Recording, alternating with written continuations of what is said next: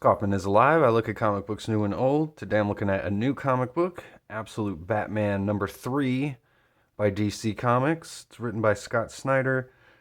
Nick Dragotta is on artwork. Frank Martin is doing the colors. I like this cover. I like the colors on it. Uh, Looks like Batman's about to kick this guy's face off and he's just too scared to pull the trigger on him.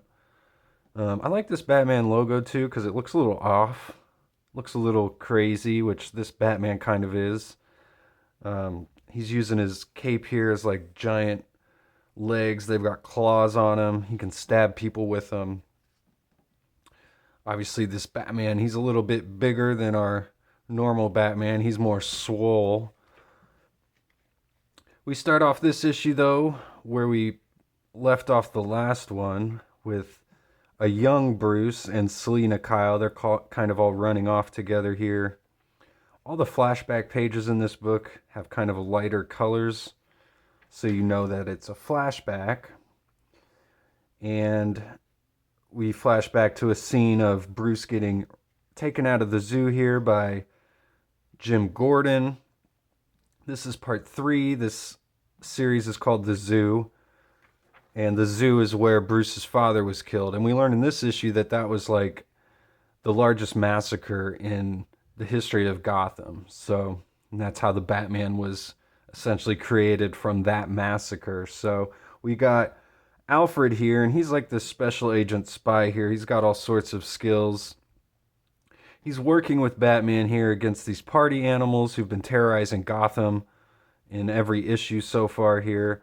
Batman's got this big giant dumpster truck, like he's turned into a tank here. Batman's giving Alfred like 30 seconds to explain himself here while they're battling all these party animals. Now, one thing I noticed about this book is there's not a lot of giant splash pages like we've gotten in the first 2 issues. I feel like there's more of a focus on like these little panels here.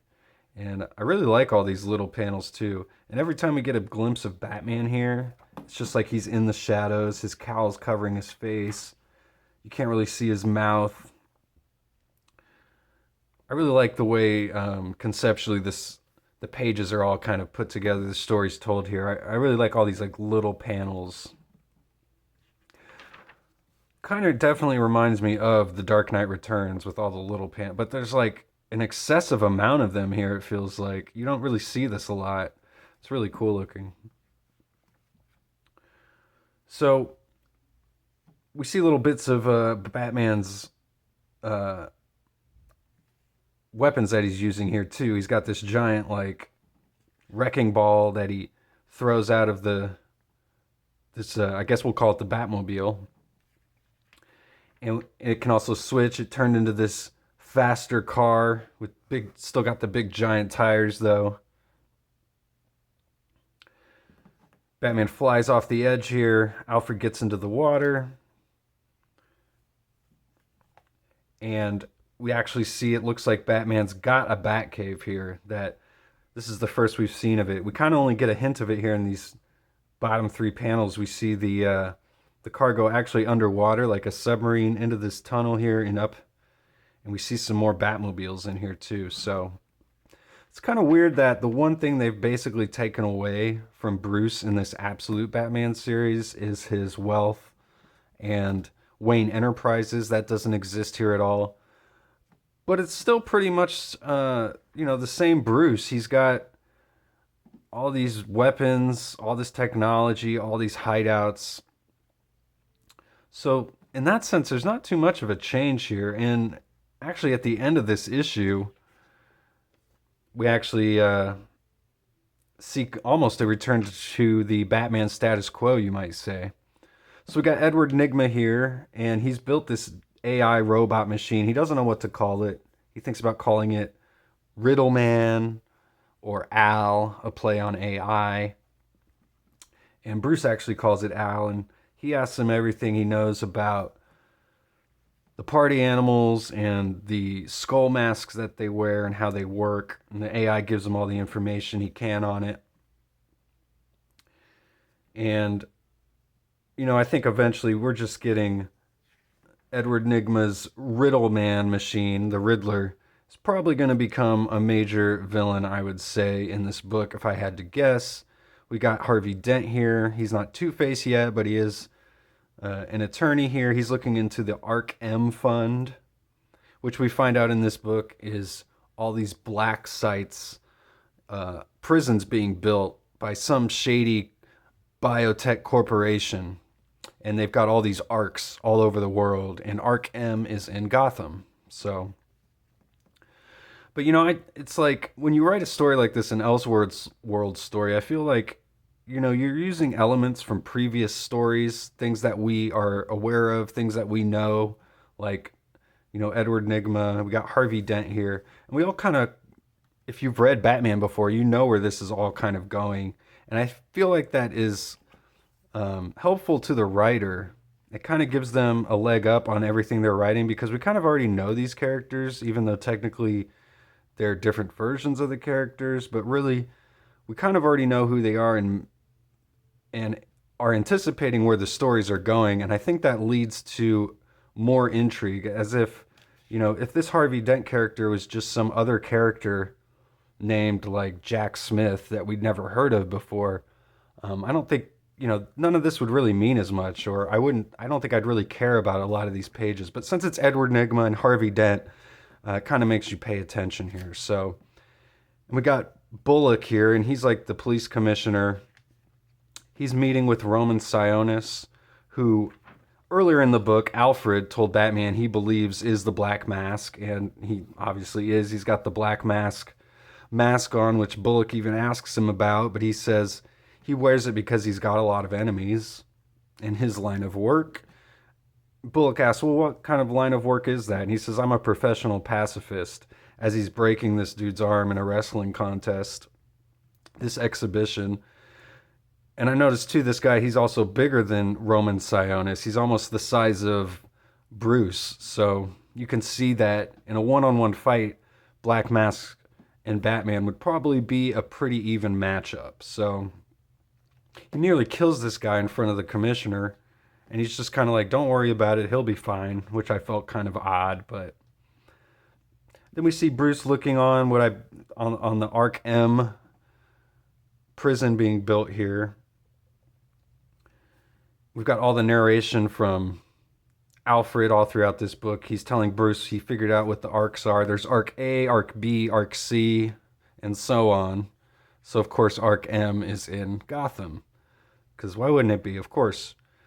Then we get some more flashbacks here to Selina and Bruce. They're in a movie theater with all their friends. I'm assuming we got Harvey and Edward and Oswald Cobblepot. And they're watching Zorro here. And then we see at the bottom adult Selina. She's in the movie theater by herself watching the movie. So obviously reminiscing about old times. Then we got Bruce's mom here. She's still alive. She's going to try and step in as Mayor Jim Gordon's deputy mayor. And Bruce is begging her to not do it because the party animals have been targeting public figures. But she says, that's who we are, that's who I am, that's who your father was. But Bruce is like, yeah, and look how it turned out for him. So we got Alfred here. He's just kind of spying on Bruce, trying to figure out, what his next step is with this Batman character. And he's looking upon some schoolyard here. I'm not exactly sure what this page is all about, who this character might be. Maybe this is his daughter. But he's saying there's only one thing you can do, and that's keep them safe, and that's accept it. So, again, we got this new mayor who's trying to take over for Gordon. He's obviously a shifty character.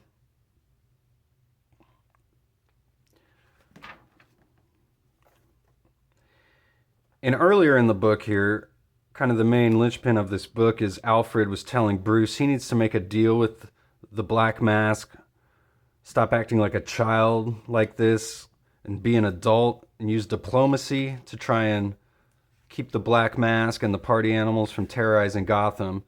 So finally, here on the last page,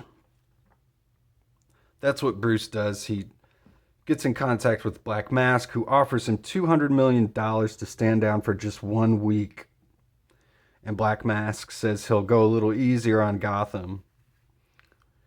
And Bruce, at the end, accepts the deal. He says, I'll take the deal. So again, kind of weird. They're just kind of giving Bruce all of the stuff that they originally took away from him just at the beginning of this issue, like the Batcave, his money. So I am interested to see what they're going to be doing with all of this. Bruce getting his money from a criminal as opposed to, getting it, inheriting it from his parents. Some interesting stuff here. Again, I still have to wonder what the point of all this is. The Absolute series, I mean, I wonder where it's all going. Is it all just going to continue on its own for years and years? Is it all going to kind of coalesce into the main DC universe eventually at one point? Are they just wanting to tell different stories without the white privilege, you might call it, kind of taking away his wealth? And same with Superman.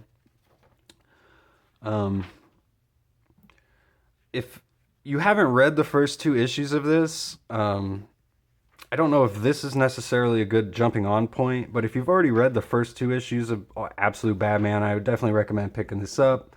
I'm going to see through to the end of this first storyline, the Zoo. I think it's a 5-part storyline, and I guess we'll kind of see how Absolute Batman shakes out after that. So that's all I got for today. Thanks again for watching, and I will see you guys on the next one.